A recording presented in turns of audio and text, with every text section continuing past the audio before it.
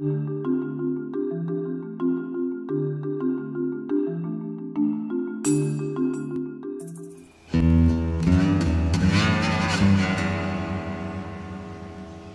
I guess you're wondering why I've swapped my conventional hat for this very becoming hard hat. The reason's simple.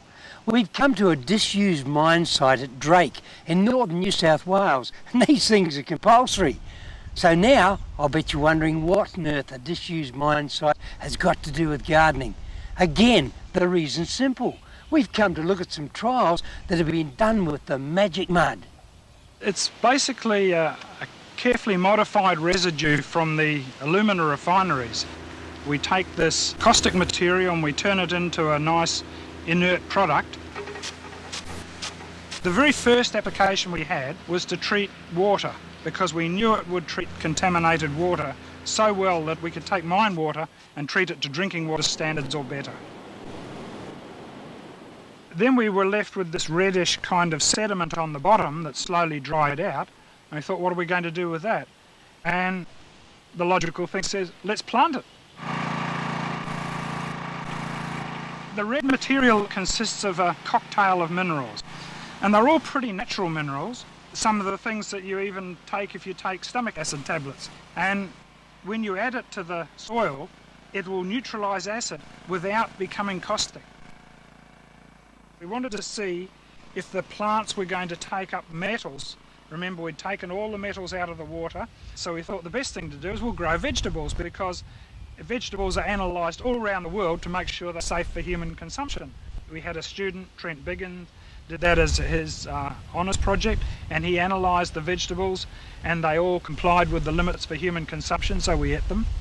It was quite clear that the contamination that was bound up was not being transferred to the vegetables.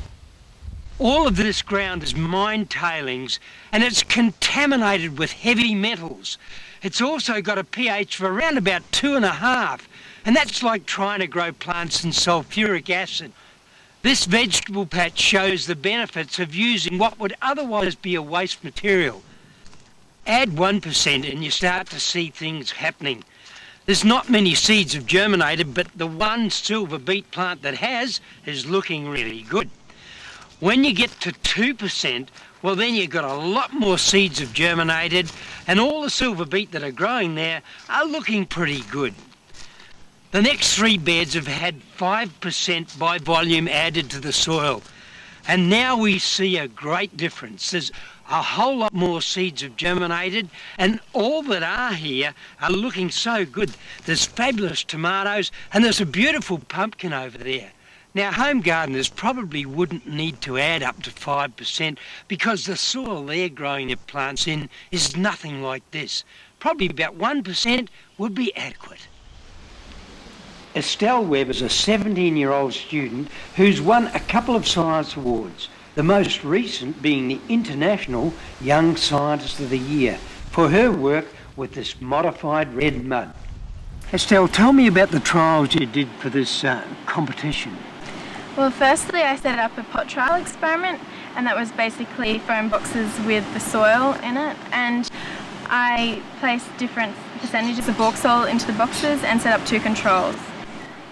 I've decided I'd broaden the range of species that I'd use, so I used a leaf crop, a grain crop and a root crop and various other plants. So I used the MBOs, which is a monosulfide black ooze, and I used it to intensify the acidity, and I used a much bigger area and recorded the results over 2 successive seasons. I used the corn as a grain crop and looked at how many cobs came off each plot, and the corn was very, very successful. The ViroSoil proved to create a much larger yield in corn. Basically, ViroSoil raises the pH of the soil, and it also binds up the toxic trace elements, and it has the capacity to make the nutrients more available to the plants, even if you don't have an extreme acid sulfate soil problem. It's not quite as powerful at neutralising acid as the lime is, but at least it doesn't leach away, so it will go on doing the job as long as it's necessary.